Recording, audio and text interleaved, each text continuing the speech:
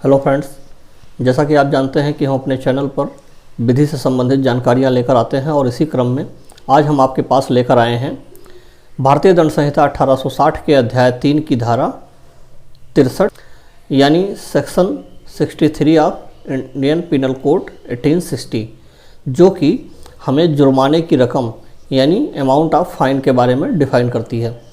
तो आइए देर न करते हुए वीडियो की शुरुआत करते हैं और जानते हैं सेक्शन 63 ऑफ आईपीसी के बारे में। Friends, section 63 IPC says where no sum is expressed to which a fine may extend, the amount of fine to which the offender is liable is unlimited but shall not be excessive।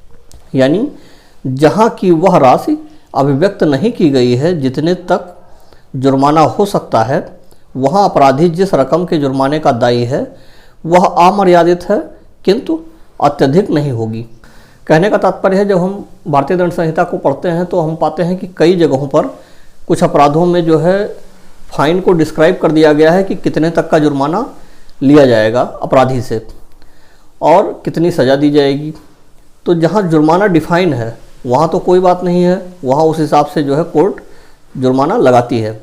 लेकिन जिन स्थानों पर, जिन धाराओं में जुर्माना define नहीं किया गया है, वहाँ जुर्माने की रकम को जो है तय करते समय कोर्ट को यह नहीं देखना है कि अपराध कैसा है, उसकी प्रकृति क्या है और वो जो है बहुत मतलब किस ढंग से किया गया है या कितनी मात्रा में किया गया है, ये उसको नहीं डिस्क्राइब करना है। जुर्माने की रकम को जो है डिस्क्राइब करते समय या लिखते समय उस अपराधी की जो वास्तव में उस समय की आर्थिक स्थिति है, उस आर्थिक स्थिति के हिसाब से जुर्माना तो कुछ भी लगाया जा सकता है। यहाँ ये कह रहे हैं कि लाइबिल इज अनलिमिटेड, मतलब जुर्माना कुछ भी हो सकता है, उसकी कोई लिमिट नहीं है। लेकिन जुर्माना लगाते समय यह ध्यान रखना चाहिए कि वह अत्यधिक ना हो, यानी इतना न कर दिया जाए कि जो वह जमा न कर पाए। कहने का तात्पर्य है, मान लीजिए किसी ने कुछ ऐसा क्राइम किया है जो क्राइम की प्रकृति के हिसाब से उसमें जुर्माना अधिक लगना चाहिए, लेकिन उसकी आर्थिक स्थिति इस लायक नहीं है कि वह 1 लाख रुपए जमा कर सके और उसके ऊपर कोर्ट ने 1 लाख रुपए जुर्माना जो है लगा दिया। तो इस हिसाब से नहीं लगाना चाहिए। लगाना जो है जुर्माना कोर्ट को वो उस प्रकृति के हिसाब से लगाना चाहिए कि जो उस व्यक्ति की, जो अपराध जिसने किया है, उस व्यक्ति की उस समय आर्थिक स्थिति कैसी है, उस आर्थिक स्थिति को देखते हुए जो है जुर्माना लगाया जाना चाहिए। क्योंकि जुर्माना लगाएं और वह अदा न कर पाए तो वहाँ भी कानून का पालन एक तरीके से नहीं हो पाएगा।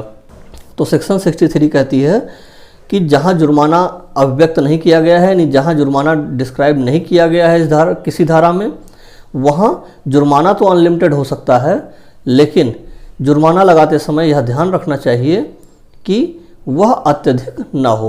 मतलब जैसे कोई अमीर व्यक्ति है, अब उसे पता लगा कि इतना कम जुर्माना कर दिया गया कि जो है वो अपराध करना आसान हो जाए, क्योंकि उसके पास पैसा ज़्यादा है। अगर उसमें जो है वहाँ जुर्माना अगर आप कम लगा रहे हैं तो वो बार बार उस अपराध को करेगा। कोई गरीब व्यक्ति है, उसके ऊपर जो है उसने मान लीजिए कोई एक बार अपराध कर लिया है, उसके ऊपर जुर्माना आप इतना अधिक लगा दें कि वो जो है ना दे पाए, तो वहाँ न्याय जो है नहीं हो पाएगा। जुर्माना जो है इस तरीके से लगाया जाए कि जो अमीर हैं उनके हिसाब से देखते हुए उस हिसाब से जुर्माना लगाए कि वो दोबारा उस चीज़ को ना करें, उनके अंदर कानून का भय हो।